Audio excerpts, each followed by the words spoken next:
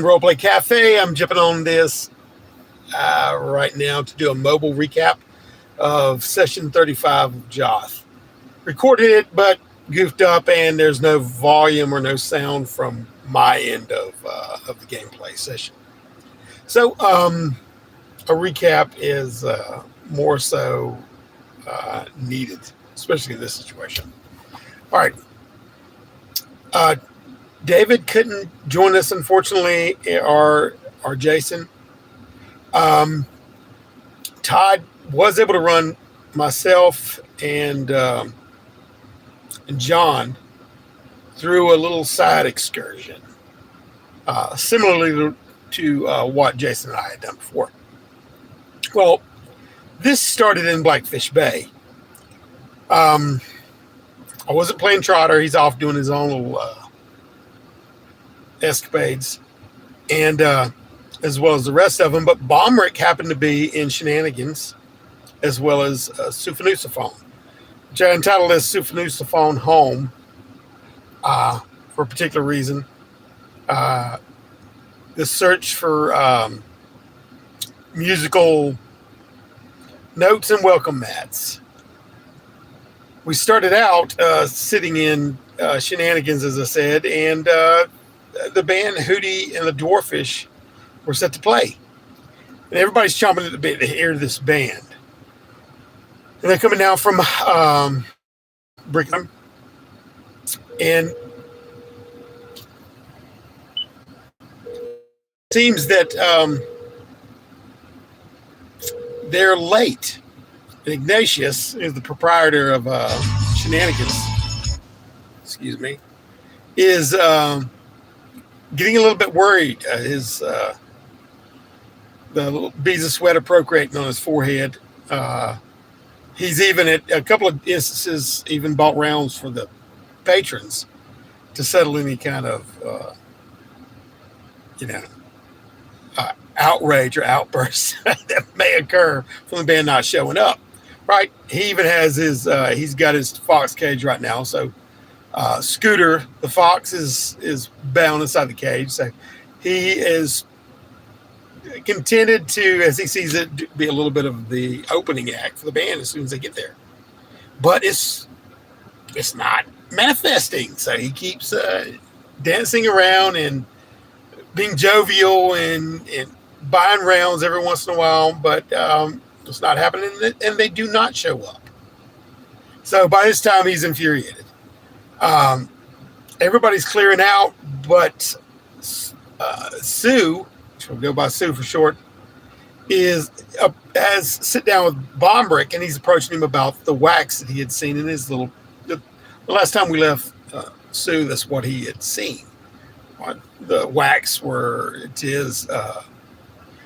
his estimation, was encroaching upon not only his druidic circle and grove, but the rest of the land. As he hadn't heard in the land that he had gotten to, hadn't heard wildlife so much. It had been dead. It's like he's trying to escape this encroaching wax. So he's made his way to the bottom of the Lake Talons, to Blackfish Bay, and he's been asking people along the way, trying to get to his town, but asking people along the way if they've been up north and know anything about this. Trying to call some information so he can report back to his grove, his circle. Well, he's in the process of doing this with Bomrick whenever Ignatius approaches, and he's flustered that the band didn't show up, and he wants to know where they are. So he offers us 50 coin apiece, 15 at the onset to go out and find out what's wrong with the band. They were supposed to be coming from Brickett's Bottom, and then we could bring back the information. He'll pay us the rest of it, right? Just need to find out where they are. So we decide to. Bomrick, we decide to head out now. Sue isn't much for lollygagging. He spends his time out in the wilderness most of the time anyway. So, and the moon is fairly full. So there's a lot of light. So he suggests they leave post haste.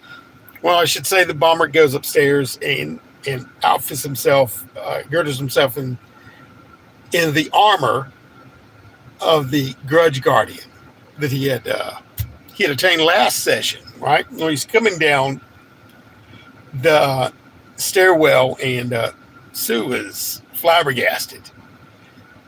Starts immediately calling Master Dwarf. Taking in the view of this armor, this magnificent armor.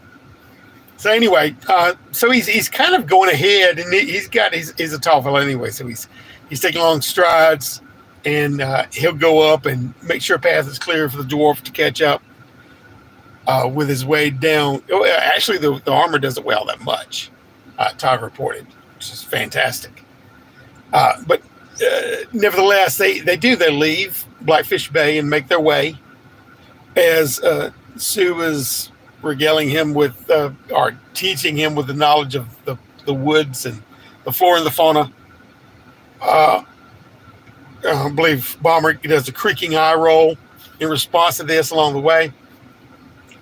But anyway, they make it to the camp of the Long Fang.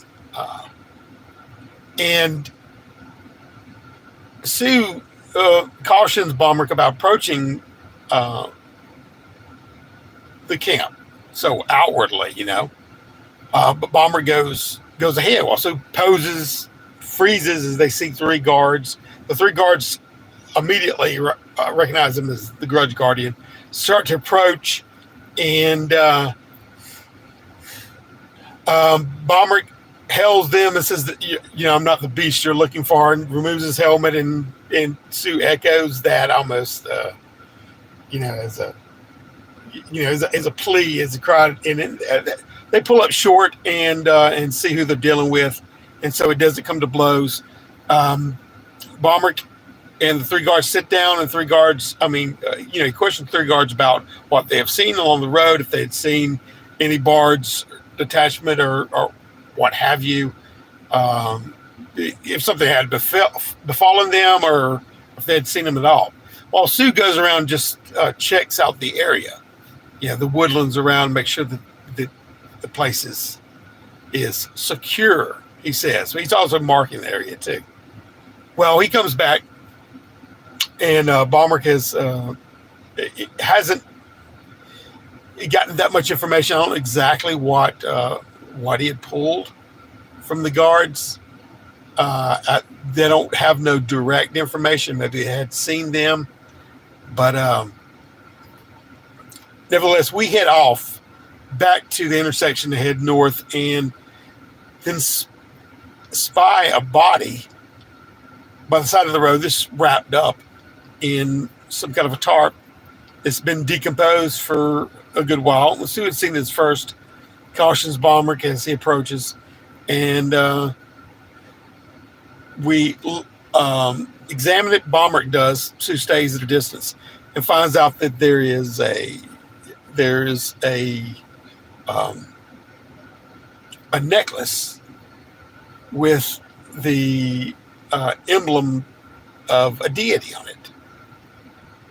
Atheric, I can't remember the name of the deity, but nevertheless, it was decided that the cornucopia was the image that was on the necklace, the god of festivals, right? So I can't remember if Bomber takes this necklace or not. He wants to burn the body. Sue says, no, you'll alert, Well, but he does set the body alight. When the gleaming light, he sees off in the distance, he can see a yellow hue along the road, and we approach it and find out that it is indeed wax. Wax has crossed the river for the first time in many a session. It's gotten across the river, and it is encroached up to the roadway, up to the road path in this body. It's creeping along, but neither of us have encountered the wax before. So Sue touches it with his staff. It does a little acidic burn at the end of the staff, and he drops it, slightly creeps up the staff, drops it, so he loses his staff at that moment. Well, they decide to, at that moment, Sue begins to be exasperated because this worth nightmares about the wax encroaching upon the grove might be realized. Um, and Bomrick sees this and realizes that they may need to change their direction.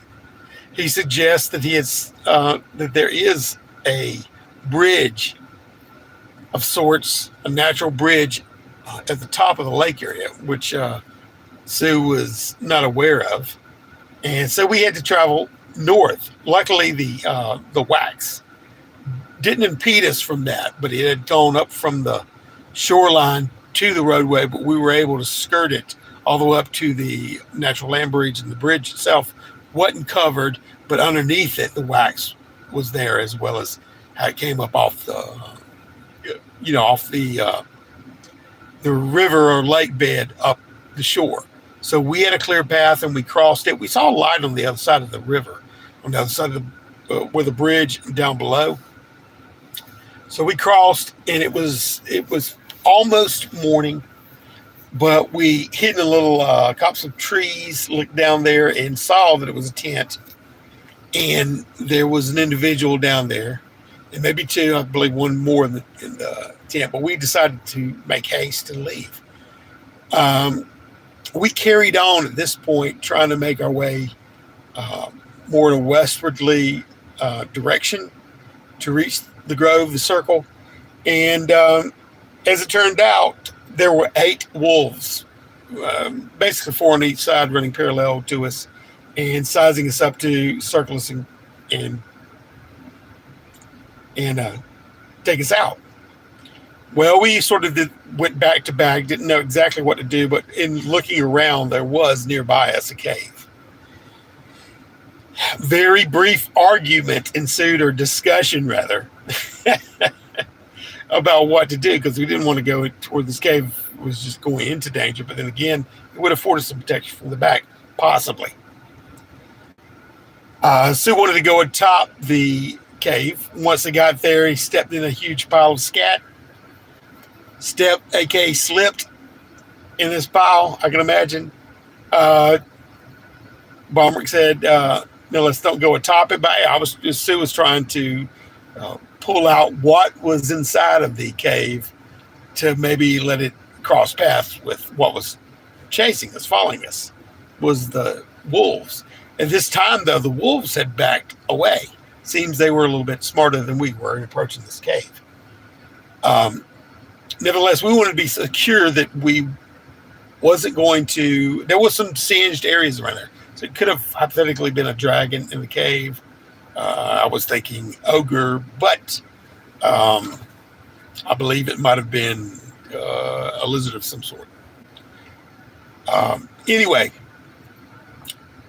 Bomrick suggests that we take the scat and use it as a wolf's bane, so to speak, to hide our scent. So when we pass this cave, that the wolves, if that smell keeps them at bay, it may aid us into making it to the circle. And we do that. Rub ourselves down in it. It's a bit of a nasty process, but it works for what we needed to do. We leave off, and the wolves don't harry us or trouble us any further. That we make our way to finally get to the grove. One of the grove's occupants, which is part of Sue's circle, comes out and speaks with us, and Sue almost vomits all this information out, which we did have to roll for Constitution to keep from vomiting, from smearing the scat on us. But neither of us, we held our own, held our stomach. Spoke with him, and he said, we'll tell the Archdruid about it, but we need to take y'all to the waterfall and let you cleanse yourself before doing so. And at that moment, we closed the curtain on it. It was about an hour and 45-minute session, a lot of role play.